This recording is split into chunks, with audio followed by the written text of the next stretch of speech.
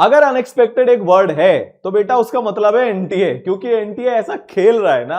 ये वाली शिफ्ट भी बहुत ही अनएक्सपेक्टेड टाइप की, कोई सोचकर नहीं आता वैसी शिफ्ट आई। आपको पूरा बताऊंगा कि 22 जनवरी शिफ्ट 1 में 99 परसेंटाइल ओवरऑल कितने पे आएगी, सब्जेक्ट वाइज कितनी जाएगी। सबसे बड़ा धोखा यहीं पर छुपा हुआ है और क्यों ये शिफ्ट एकदम बाकियों से अलग हो जाती है। तो सबसे पहले शुरुआत करते हैं हम हमारी प्यारी केमिस्ट्री से।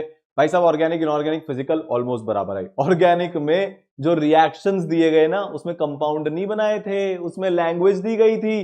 तो अगर आप किसी कंपाउंड का नाम नहीं जानते तो फिर वो आपसे क्वेश्चन नहीं होगा। लंबे लंबे क्वेश्चन थे, ऑर्गेनिक और मोल का क्वेश्चन मिक्स होकर आया, बड़े बड़े स्टेटमेंट आए, मतलब chemistry was moderate to hard. आपसे कोई कुछ भी बोले आप देख लेना, केमिस्ट्री की कट ऑफ नीचे जाने वाली है, 99 नीचे जाने वाली है। केमिस्ट्री में लोगों को 50 से 60 मिनट लगे। कोटा में मैंने बच्चों से बात करी, 30-40 बच्चों से जब मैं सेंटर पे था, किसी की भी केमिस्ट्री 50 मिनट से कम में नहीं हुई। ये जनरली 35 से 40 मिनट में जाती है, इसका बहुत तगड़ा इंपैक्ट आता है। दूसरा फिजिक्स, सब सोच कर गए थे हाय हाय हाय स्कोरिंग है मेरी प्यारी फिजिक्स। आज फिजिक्स ने बोला मैं और भाई बस कब तक सिर्फ केमिस्ट्री और मैथ्स ही टफ होते रहेंगे। मैं अब मेरी बारी है। फिजिक्स आ गई मॉडरेट, ट्रिकी फिजिक्स आई, कैलकुलेटिव फिजिक्स आई, आसान नहीं थी। फिजिक्स में कोई भी बच्चा ऐसा नहीं मिला जिसने 15, 16, 18 से ज्यादा अटेम्प्ट किए हो। दूसरी बात, सबको 50 से 55 मिनट फिजिक्स के अंदर भी लग गए। इसका मतलब पेपर लेंदी था। इलेक्ट्रोस्टैटिक्स वाले पार्ट से काफी सवाल पूछे गए, रे ऑप्टिक्स से बहुत सवाल आए, ग्रेविटेशन से 2 सवाल आए, फ्लूइड से सवाल आए। मैकेनिक्स इस बार पेपर में ज्यादा नहीं दिखी। ठीक है, अब मैथ्स की बात करते हैं। सब सोच कर जाते हैं मैथ्स टफ है।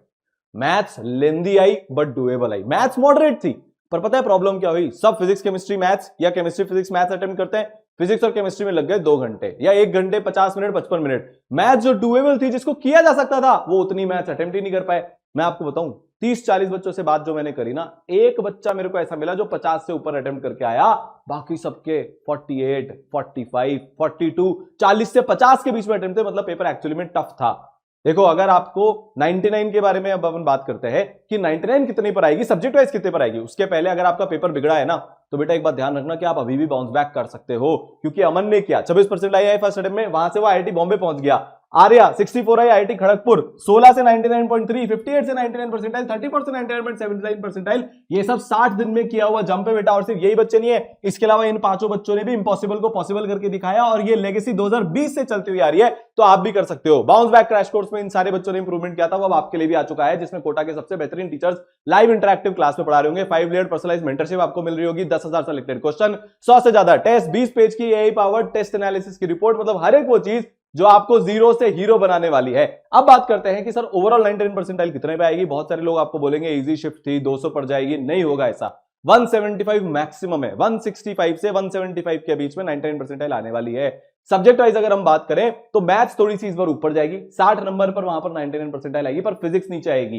पिछले पेपर में जो 75-80 के आसपास जा रही थी, इस बार 70 से 75 तक फिजिक्स में 99 आएगी, और केमिस्ट्री में बेटा 70 से 75 तक 99 आएगी। पर ओवरऑल 165 से 175 के बीच में आपको 99 इसमें आती हुई दिख जाएगी। ये शिफ्ट मॉडरेट शिफ्ट थी, ना इजी थी ना टफ थी। All the best.